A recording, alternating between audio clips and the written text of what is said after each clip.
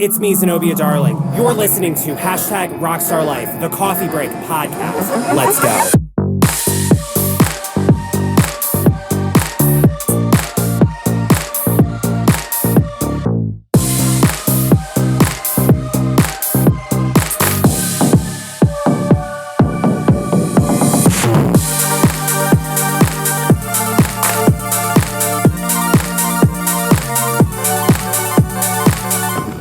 Where the hell's my cold brew at? Ooh, what's up, guys? It's me, Zenobia Darling. I'm coming at you today. It's actually a very beautiful February day. The sun has been out with no clouds in the sky for the last 3 days. It's still cold, but that makes me happy. I'm a creature of the sun, and I like seeing the sun. I don't like these cloudy, cold days.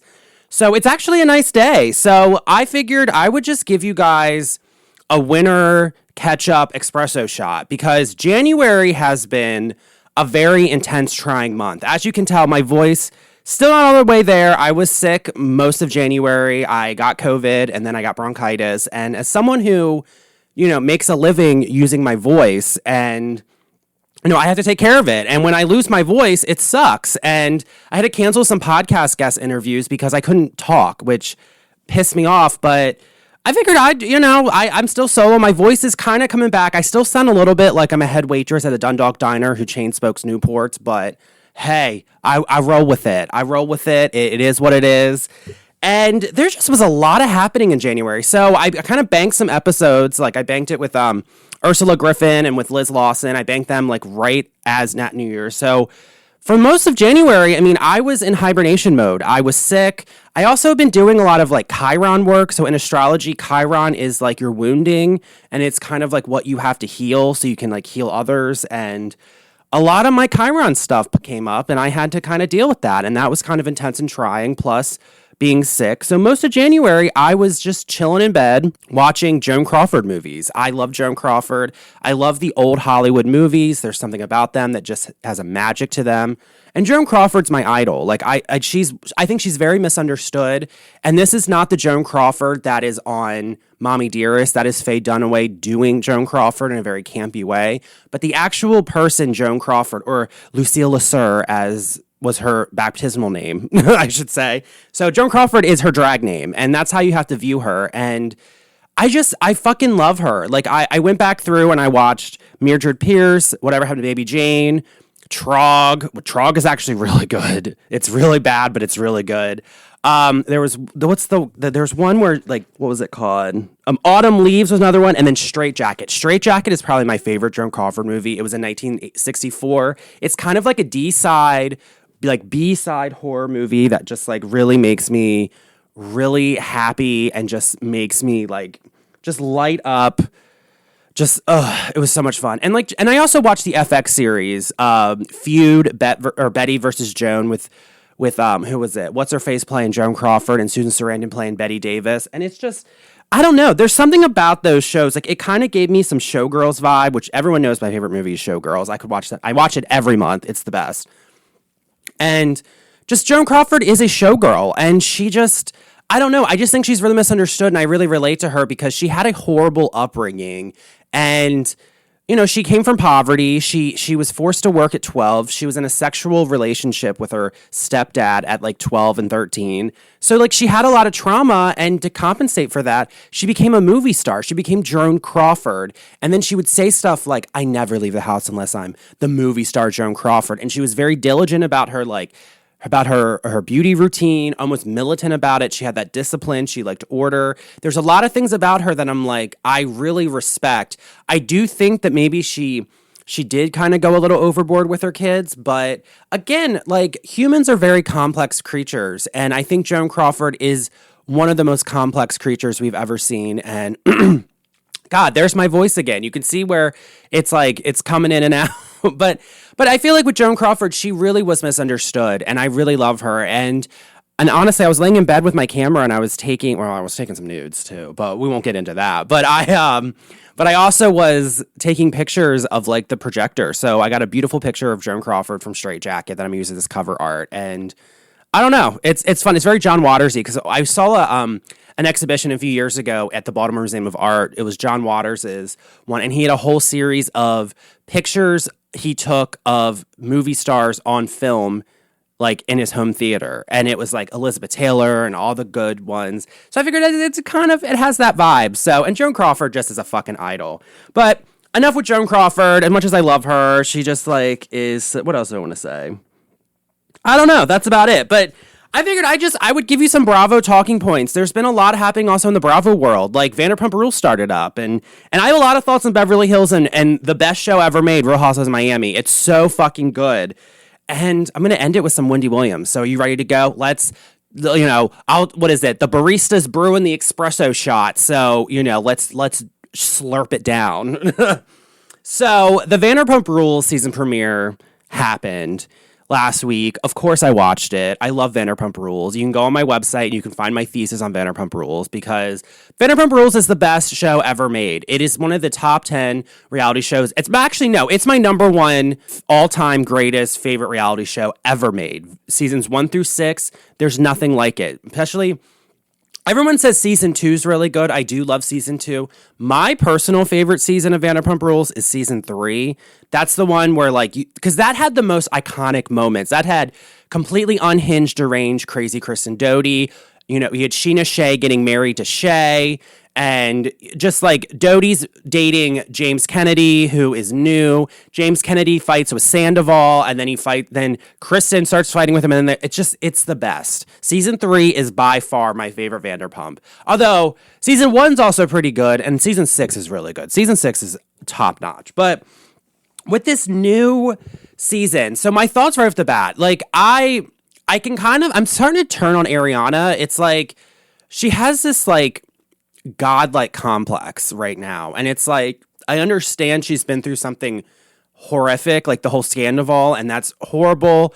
But at the same time, you're on Vanderpump Rules. And this is not, you're in that world. And you need to remember that, because I feel like after season 6 up until season 10, they kind of forgot that they were on Vanderpump Rules, and they kind of forgot the theatrics, whereas the Sandoval really brought back those old school theatrics into Vanderpump Rules, and it kind of rejiggered everything because, it brought back that realness.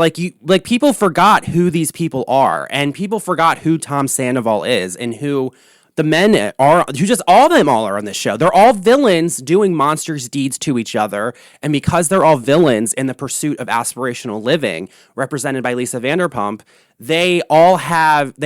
when they do monstrous deeds to each other, it's comedy. That is an old ancient Greek theater, Aristotle's theater technique that has been around since ancient times. I am a theater scholar, and that is that's what my thesis was about. And so it's bringing back those theatrics. This is what I really fucking love about this season. And you have to remember that. You have to remember that Ariana is kind of a villain, and they all are villains. And that's what makes the show so good. And I like it when they're transparent about that. And I feel like Ariana and Tom, they've always kind of had this performative relationship. And we've always heard that there was rumors. I remember, I think it was season 7 or 8, there was all these rumors that Tom and Billy Lee hooked up. And it really pisses me off when people are like, oh my God, Billy is trans and Tom hooked up with a trans woman. Who gives a fuck? If they're trans, Billy Lee is a woman. And even if Tom wanted to hook up with a guy or a girl or a trans woman, who gives a fuck? That's something that really, I keep seeing that's really pissing me off, because who gives a fuck? But I remember hearing that Tom hooked up with Billy Lee, and there was rumors, and then there's rumors happening now where Tom is living with Billy Lee, or no, Billy Lee's living in the house with Tom, and that wouldn't surprise me. But there's also other stuff where Tom had some cheating stuff, and their relationship wasn't the healthiest, and they were really struggling to stay together. But on the show, they made this false facade that everything was fine and they were perfect. And I kind of always saw through that, and it was pissing me off, because I'm like, can we see the real shit? Because in season 6, Ariana and Tom were fighting. After the whole Jax cheating thing at the masquerade ball, and then the videotape came out after Jax fucked Faith in, that iconic moment in the same room with a woman on a ventilator on hospice. I mean, that's the greatest ever. They had, Faith recorded it, and they played it at that party, and that was when Tom and Ariana got into a shouting match. And it's that was the last time you saw them actually have a real fight on camera. Because season 7, it was all like, rainbows and unicorns. Season 8, season 9, same thing. And so this happened, people are shocked, but it's like, let's really look at these people. Let's look at the Scandival. Let's look at Tom Sandoval. Let's look at Ariana.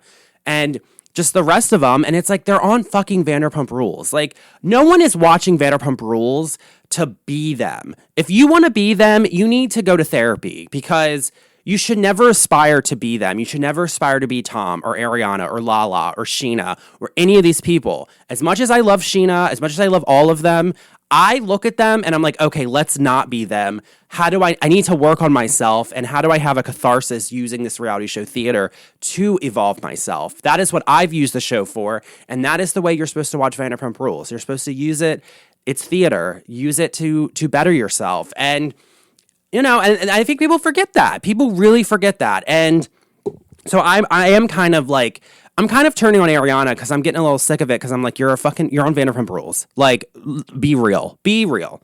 And on this most recent episode, Lala reaches out to Raquel. And this is when I kind of got pissed at production, because I'm like, I was reading it as Lala clearly is being a producer of the show and is trying to move the plot forward, and is like, okay, let's finish up this storyline. I know Raquel is not on the show, but I'll be the one that brings her in. Lala doesn't give a fuck about her, and I just think it's very rich, because that reunion, season 10 reunion, was a bloodbath specifically to Tom and Raquel. Granted, with what they did a very monstrous deed. It was funny, and there was a darkness to the reunion I don't think people realize. And there's also just generally a really dark subtext to Vanderpump Rules, which I really love, but it's very dark below the surface. And it just pissed me off, because I feel like production should have broke the fourth wall and been very transparent, because that's what I get pissed when they try to gaslight us, like, oh no, Lala feels bad. Lala does not feel bad about Raquel. What Lala is doing is saying, hey, we have this woman who clearly we need on the show, let's try to move the plot forward, and let's do it. That's why I feel like when she told the girls weren't mad, because they realized, okay, production probably told you to do that. You're making a TV show. I wish they would have done that, because, like, if it was in real life, they would just be done with her. They would just say, like, we're done, we're moving on, I don't want her in my life, and just be done with it. Whereas Lala's like, no, you are, like, let me reach out to you. Of course Raquel or Rachel is not going to be on the damn show. She's in having mental health help. Which she needs. She's bettering herself. And part of bettering yourself might need to be reevaluating why you're on a reality show, and kind of taking a step back and kind of being like, wow, like, I really fucked up. And quite frankly, I don't want to see people who are healed on Vanderpump Rules. I mean, I'm all for people growing and healing, but, like, I don't want to see people healed. I want to see them messy. I want to see them circling the drain gutter. Like, I want them to be garbage, trash, awful humans doing horrible things to each other, because that is what Vanderpump Rules is. I don't, I'm glad Rachel's getting the help she needs, and do that off camera. Don't come back. Like, don't come back and try to be healed, because I also hate it when people try to bring that side back into Vanderpump Rules. And I know I sound very harsh saying this, but that's just, when it comes to especially Vanderpump Rules, like, they need to be bottom of the barrel, gutter, garbage, trash, monsters, ridiculous. That is where they work best. And that is what they're signing up for on this show. And never forget that. Never fucking forget that. So, all right, let's get on to Beverly Hills. I can already tell my voice is starting to, crack. So this ought to be a good episode. So in Beverly Hills, I watched it. They're in Spain. Gorgeous, fun. I love Spain. I've been there. It's gorgeous, and the weather looks good. And I have to say, Erica Jane is really growing on me. I don't know if she's getting a different edit this season. I don't know. There's something about her that I actually am like, okay, Erica, I kind of like you this season, and I can kind of see where, she is very much. She's growing on me, because, I've been an Erica Jane hater for a while. She really gets under my skin. And, there's a lot of things with her that really do get under my skin, because she's very much, I feel like she appropriates drag culture. She kind of, I don't know. It's very fake to me, and I've also heard some really nasty things behind the scenes about her that I really don't want to subscribe to. I would never be friends with her, I'll tell you that much. But I appreciate her on The Housewives, and I kind of appreciate she was wasted at that dinner, and I fucking had the weirdest synchronicities. So I'm talking to this guy. We've been talking for about a year, and we're just kind of we're really trying to figure it out, and that's what a lot of my Chiron stuff is. And I think he's also addressing some of his Chiron wounding, and he likes to read me poetry. My love language is that. I love it when, I love poetry. I love art. I love all that stuff. And other great thing about him, he doesn't have internet. He doesn't have TV. He is totally off the grid, and it's very nice. But he has a bunch of books, and I was over there 2 weeks ago, and he read me The Prophet by, I'm going to butcher the name, Khalil Gabron, who's a famous Lebanese American poet. And in the Prophet, he's quoted as saying, "You have to carve your cup of joy out of your pain," and was talking about that. And I kind of been really thinking about that. I'm actually working on a painting of what my cup of joy looks like. It'll probably post on my social media, so make sure you follow me on my website, zenobiadarlingcreative.com. Eventually, I'm 70% done the painting, and we were really, and the dude was reading it, and he was crying, and I was comforting him, and it's that's kind of our love language, and I love a man, lay in bed and read me poetry. Oh, it's so romantic. And, I'm sitting there watching it, and I was watching it last night, Sunday night. I took an edible, and, I had family dinner with, with Jenny, who's been on the podcast. She always hosts a family dinner, for all the creatives in town. And so I was laying in bed after that, high, stoned to shit, watching them in Spain. And what long and behold, out of nowhere, Khalil Gabron gets mentioned, Pacific, and The Prophet gets mentioned. And I had to pause it and be like, are you fucking kidding me? Because it's these moments where, in life, where I really feel the universe, the spirit world is communicating things to me. And it was just one of those things where I'm like, motherfucker, this is, are you fucking kidding me? I really love moments like that because it's very much, I don't know, it's very affirming to me that there is a spirit world and that they have my back, and they have a sense of humor, and they like to kind of point out these things, which I don't know. It's very much I don't know. I loved it. And I just thought that was such a cool synchronicity because this dude does not watch, he doesn't have TV. He doesn't have internet. He doesn't watch The Housewives. And it's I don't know. It's just, it made me giggle. And I kind of was like, okay, I really appreciate that moment. So that was just a weird synchronicity. And that's what I love about these shows, because they bring in this high culture, and you'll have moments like that where I'm like, you gotta be kidding me. I love it. All right, ad break. I gotta pay for all this damn coffee I'm drinking and tea I'm spilling. It's me, Zenobia Darling. So as many of you know, I'm more than just a podcaster, stand-up comic, and drag queen. I'm also a very accomplished painter and photographer, and you can check it all out on zenobiadarlingcreative.com.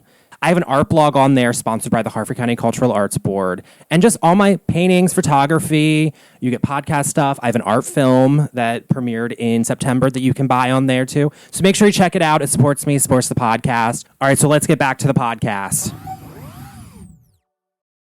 But you get Crystal, high blood pressure, which, I deal with. That's why I work out like a fiend. And, actually, I haven't really worked out in a while because I've been sick. But, I definitely want to get back to it. And, Crystal has the high blood pressure, about stroking out there. She gets to an ambulance. How fucking ironic that Anna Marie after, reaping her out for being a nurse and all that shit. And then you get in, don't get me started about the whole drama about the American Anesthetician Board, whatever the fuck it was, coming for her on social media. That was gorgeous.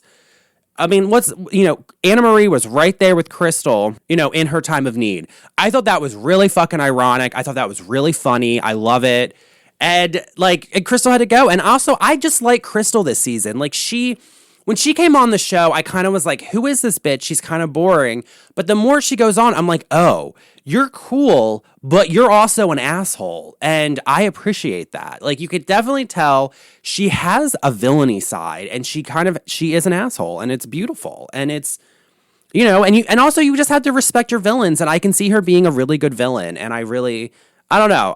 Crystal's growing on me. And with everything with Kyle, like, it's very sad with her friend's suicide. Like, it's like, I can kind of see why she's in this moment with, like, her marriage and everything. I've talked about it before, but, you know, I have personally dealt with suicide. I've lost a really good friend to suicide. He was an Iraqi war veteran named Butch Perry. Like, I'm going to have Jen on the podcast, one of my good friends, but I've been personally touched by suicide, not only, like, me personally, like, with suicidal ideation, but also just losing people in just with suicide. And Jen was his husband, is his wife, and runs a nonprofit called the Doc Perry Foundation, which you can go and find. I'll leave a link in the description, and I will have Jen on because she loves the Housewives, and we can talk for hours about Housewives. But so I know a lot about suicide, and I've also dealt with that. And I will say, and I've said this before on the podcast, suicide is something where, especially when it comes out of left field, like, because a lot of times, you know, no one talks about suicide. There's so much stigma and shame about having suicidal ideations, and no one can really handle it. And so a lot of people suffer in silence, and then when they actually do suicide themselves, it can be a major wake-up call and a shock to people, and they kind of reevaluate their life, where they're going, their trajectory, and I can really see that happening with Kyle, and I can kind of see where she's like, I'm not happy in LA, I'm not happy with Maurice, I'm not happy, I want to figure it out, and the whole lesbian thing, I really don't give a fuck. Like, I hope Kyle gets some type of friendship, companionship out of that relationship. I mean, I will say though, Morgan, protect your heart, because God knows people love to use gay people to figure out their gayness, and that can be, I've already talked about that on the podcast, but you know, I really don't care. And it's one of those things where, I don't know. I really have a lot of empathy for Kyle in that moment.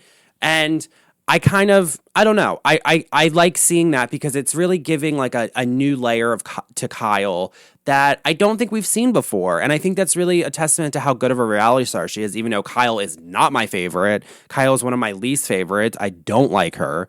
I never really have. I liked her the first season because I like villainy bitch Kyle, and we kind of see it this season. Like, we saw it with Sutton in Las Vegas, where she's like, "You're being a bitch." Like, I love that shit. I love that Kyle. But, like, we rarely see it, and I love that she was back. But other than that, Kyle's not my fave. I miss Lisa Rinna on the show. And I do. I love Lisa Rinna. I think she's the best. And I also miss Denise Richards. And I miss Lisa Vanderpump. So there we go. So, and I also really want them to bring back Carlton. I love Carlton. I'm a witch. She's a witch. Let's go. Let's put a witch back on there. I love it. And so I'm going to end Beverly Hills with Sutton. I love Sutton. Sutton is delivering. She's a top-notch housewife. And I love that we're starting to get the backstory about, like, her moving to New York City and her in her 20s and her before she had money and married that dude. Like, that stuff to me, it's really humanizing her in a way that I really appreciate. And, like, I understand what makes her tick. And I think that is something that, I don't know, it's something that I think is really amazing to watch. And I don't know, it's fun. It's a good time. So I'm gonna move on to Miami because as Miami, let's just get into it because Real Housewives of Miami is the best show ever made. It is right now, like, old school legacy New York is by far my number one favorite housewives of all time, with legacy New York now rebranded into what the shit show it turned into. I really love Miami. Miami has just, it's everything. It has high drama, high stakes, then it has low stakes, and they're fighting and they're moving on. And also they're playing by the old school Real Housewives. Like, I've been watching Real Housewives since I came in season 3 of Orange County, and then I was kind of watching, because I always watch Bravo because Kathy Griffin, My Life on the D-List is by far one of my favorite reality shows. I would always watch Kathy Griffin's show, and then, like, I would always watch, like, the one-season one-offs. Like, I loved Being Bobby Brown. I loved Paula Abdul's show, Hey Paula, where she just was a freaking nut job. Paula Abdul, I don't think I've ever talked about Paula Abdul on the podcast, but God, she is, her on American Idol, like, her on her show, I don't know what drug she's on. I don't know what mental illness she has. I hope she gets the help she needs. But Paula Abdul needs cameras around her at all time because that show was fucking nuts. I remember the one time she's sitting there with Sebastian Shaper hairspray and she's pissed because her production company was trying to put on the Bratz movie for Cartoon Network, which like just fucking cracks me up. And so she's like flipping out because like the studio did not pick it up. And she's like getting ready for an award show. And you can clearly tell she's like fucked up on something. And she's like, I am a warrior. And she's like spraying the hairspray on her like poof, like bouffant hairdo for this thing. And then there was one time she was going to QVC and her assistant forgot sweatpants for the jet back to LA from Philadelphia because she was at QVC, which films in King of Prussia in Pennsylvania, which honestly is like probably like a half hour from where I'm at now. And and like she's like flipping out. She's like, I just want my sweatpants. I just want my sweatpants. And it's like shit like that where I'm like, Paula Abdul, yes. And Being Bobby Brown needs its own espresso shot. So I will hold off on talking about Whitney Houston and Bobby Brown with Being Bobby Brown with a little appearance from Phaedra Parks on that show. Oh, I could go on for days about Being Bobby Brown. So that will be its own espresso shot to be coming out later. Like, just like, we'll put that on the back burner because that will be coming out. But God, so I used to always watch the Bravo shows. Like, and I remember, like, I remember when New York, the first season of New York aired, and that was what got me into Real Housewives. I remember I've always been a diehard New York fan. And then when that season was over, it was season 3 or 4 of Orange County. It was Naked Wasted with like Tamra getting Gretchen like fucked up and then trying to get her naked wasted and like sleep with her son Ryan. God, our vintage Orange County is like priceless. Where they're in the sky tops. And then that's what really got me into the Housewives. So, and those, at that time period, Real Housewives had a way different feel to it than it does now. It isn't the franchise it is now. It isn't like the Real Housewives. Back then it was kind of like, you know, oh, the Real Housewives, blah, blah, blah. Like it didn't have the following, but like I loved it. And then I remember it was season 2 and 3 of New York that really got me hooked in. And then it was season 5 of Orange County. It was the one where Lynn Curtin, like just that whole mess with her fucked up daughters and they got evicted on camera. And like, I remember that one because also it was during the time of the financial crisis of 2008 and 9. So you kind of saw where that really affected the Housewives. You got to kind of see that microcosm of our society in the Housewives. And I remember that was when I was like, okay, there's something about this that has a societal aspect to it that I think we need to talk about. And I think we need to learn about because it's really holding up a lens to like, okay, like these people, like what is happening with this show and with our society that's kind of being captured on the show with the financial crisis. And I thought that's what really hooked me in. But oh God, what was I going on? But back then, like the Real Housewives played with a different feel. And I remember Real Housewives of Miami, that was when it premiered because it was after Real Housewives of DC or something. I think it was the 5th franchise that premiered. And so with Real Housewives of Miami back, you have, 3 of the original players. They're still playing by that old school like Real Housewives playbook, which is what I really appreciate. Like a diehard Bravo person can recognize that in Miami, although they are kind of elevating it and it is kind of shifting, but it just has like this, like it moves very quickly. They fight, they make up, it's chaotic. It's a mixture of high and low drama and stakes and comedy. Like they're now in Mexico City right now. And it was kind of playing out because you had them going to the church and you had Gertie dealing with cancer, which is so fucking awful. Like, it's just like, it breaks your heart. And then you have Alexia talking about Frankie, her son, which I remember on season 2 when that happened. And Alexia was a full-time housewife and she actually made the decision to step back as a friend of, because she was like, I'm taking care of my son, which, I totally respect to all of them. Cause I'm like, you need to take care of your son. You need to take care of business and not be on the show. So I remember that. So they're in there, and then you got Julia talking about her son that was murdered by that Guatemalan nanny. I don't know if it was Guatemalan, but I just remember, like, this is going to sound really dark, but the entire time she's talking about like the death of her infant Max, I just keep thinking about this scene from Veep where Selena Meyer, played by Julia Louis-Dreyfus. Veep is one of the few scripted shows I fucking love. It's going against this like bitchy senator, and she And she reads it her death. She's like, you're just a hairsprayed asshole in your mother to ride dress. And when I win, I'm going to have the IRS come to your district and shake it to death like a Guatemalan nanny. And like in my dark brain, that's all I'm fucking thinking about. Like, I'm just like, this is so bad. Like, I'm such a horrible person. But at the same time, I'm like, I don't know. Just like the random pop culture references in my brain. It's just like, ooh, I don't know. It's, ooh. So Julia's dealing with that. And so you get this high, like, you know, this high drama, them kind of like leaning into spirituality, them surrendering to the Virgin Mary of Guadalupe, or whatever the fuck her name is, or the patron saint. I don't know. I forget which deity that church was, but it's very gorgeous. And then you get fucking Lisa bitching about Lenny and that whole bullshit, which is, trust me, that whole thing is horrible. Like, Lenny is a fucking asshole. So you have that cut to, what's her face? Adriana. Oh, I'm not going to go because I got to rest up for my gay pride thing. And it's like the way it cuts from like the really like intense stakes of that spirituality and like really feeling like the hardness of life, cut to, oh, I know I'm not going to the church because I got to do gay pride. I mean, shit like that is why I love Real Housewives of Miami, and it does it. So then they go after the church scene, and then they go to, I forget the name of it, but it's like the canals.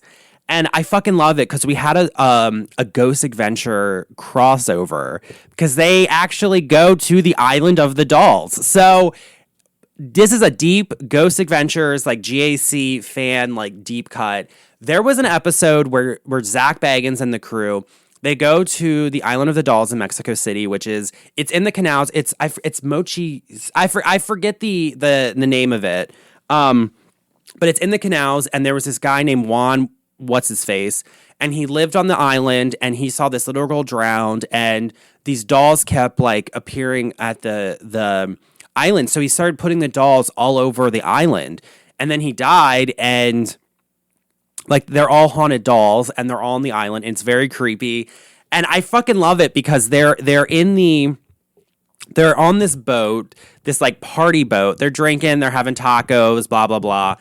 And of course, Lisa wants to feed the damn dogs, which pisses me off. And then you really see the privilege. And I really like how, oh God, what's her name?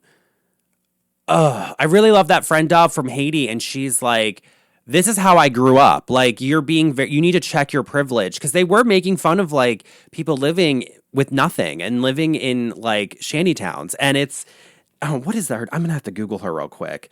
Oh, I feel so bad because I love her. Kiki. That's it. Kiki. I fucking love Kiki. God. Whew. But so you had Kiki, who is like saying shit like, yo, check your privilege. And her and Lisa get into it. So they're having like a battle of everything. Plus, like, Lisa just signed a settlement with Lenny, who's a fucking asshole. And I mean, just wants to control her. He's just such a dickhead. Like, it just pisses me off. And so they're fighting pretty much about that privilege, and I do respect. I've lived in Africa. I've been, you know, I worked in a township. Like, I've been around people. Like, I've been around that, what they're talking about, where people are living in poverty and that's all they have. But like, I've also learned that those people like that have such a rich. They're still very culturally rich, and they still lead very happy lives. It's just, you know, people get so caught up, especially in America, about like, oh, you got to live in the nice house, you got to do this. And it's like, there are people literally surviving on like $3 a day. And they're probably some of the most happiest, most humble, and spiritually evolved people you've ever met. And you need to remember that. And you always need to remember, you always need to be like, it's the way, be humble. And I feel like that's what that whole fight was about. And then I love how they're fighting on the boat. Lisa's flipping out. And that Gertie, they're all flipping out. Gertie's crying because, remember, Gertie has cancer, and she's like, whatever.